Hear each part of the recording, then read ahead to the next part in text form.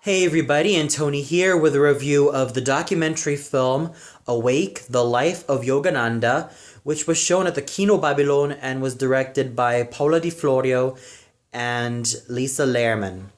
Now, I have heard a lot of buzz about this film on Facebook, and also the fact that this film was showing at the Kino Babylon, and I wasn't even so sure about this at first because I had my doubts. I was kind of skeptical. I went into this film with low expectations, even though I read a lot of positive reviews saying that it was an eye-opening experience and that it was an experience that they will never forget through this film.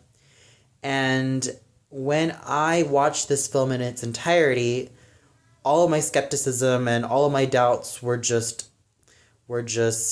expelled, so to say.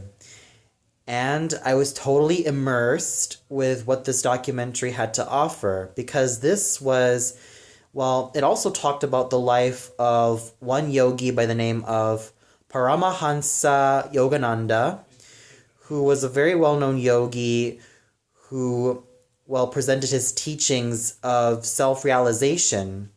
And this was also one of the topics that really made me feel immersed in this film and feel very invested.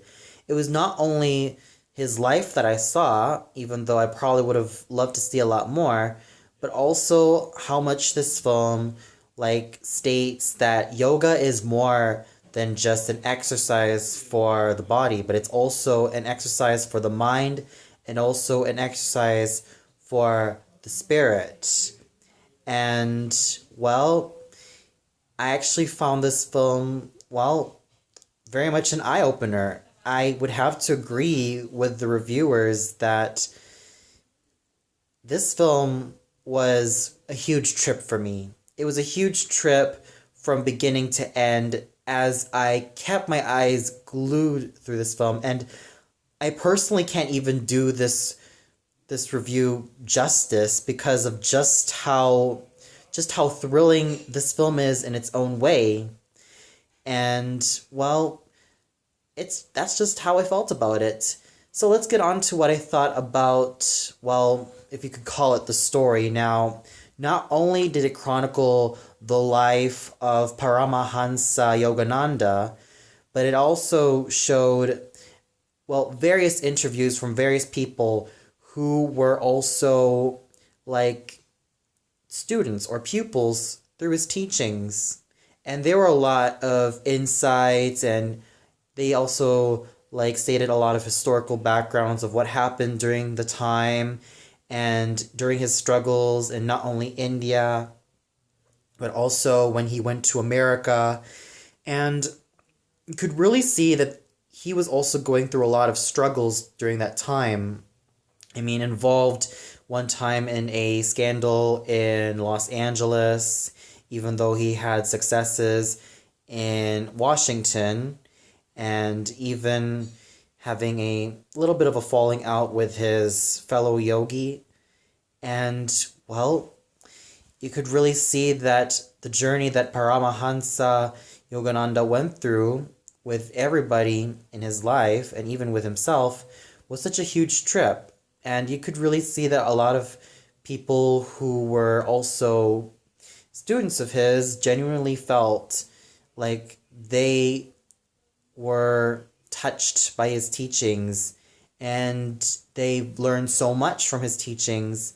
And, well, that's pretty much what I could say about the story. Of course, I probably would have loved to learn a lot more about Yogananda's life. But from what it was worth from the story, it was just a minor nitpick. I probably would have loved to know a little bit more, but that's just a nitpick. Still, everything kept me engaged from beginning to end. More than just engaged, but also immersed. Now, the cinematography done in this film was equally as well done, using a lot of footage from even the times that, well, Yogananda went to America, even using some footage from his historical footage as well, and even using the reenactment footages. I found that they were all well shot. And even when there were interviewees like in a white background, I also felt that it was also beautifully done as well, especially with the opening shots. Now, I felt like they really immersed me into what I was going to get myself into, and they were just definitely a great first impression. The music really knows how to bring out the mood of this documentary. It took me very seriously, and it makes a great use of different types of music, like a lot of your typical Indian type music, using a lot of woodwinds and some percussions here and there, but also using some modern music. Like before the ending, you even have an Alanis Morissette song, and different types of music can be used.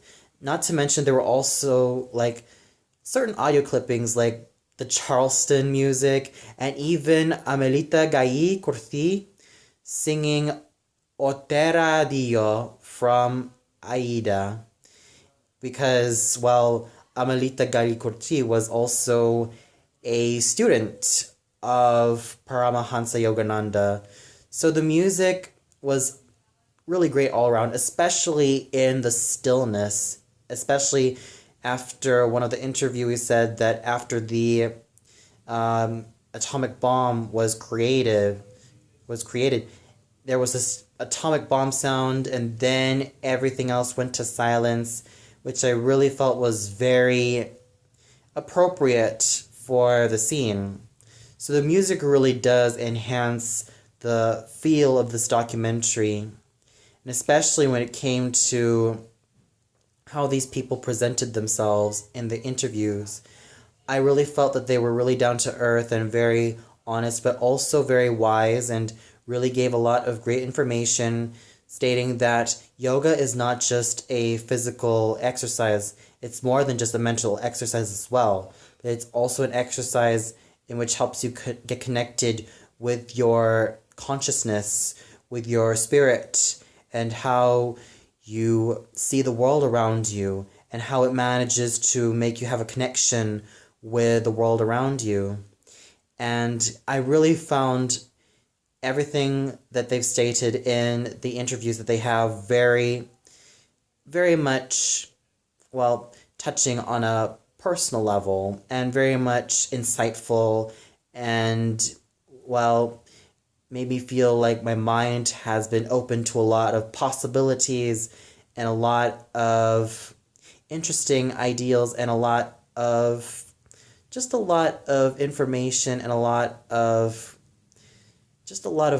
facets that really, really got to me in a most positive and enlightening way. So overall, what more can I say about this documentary film?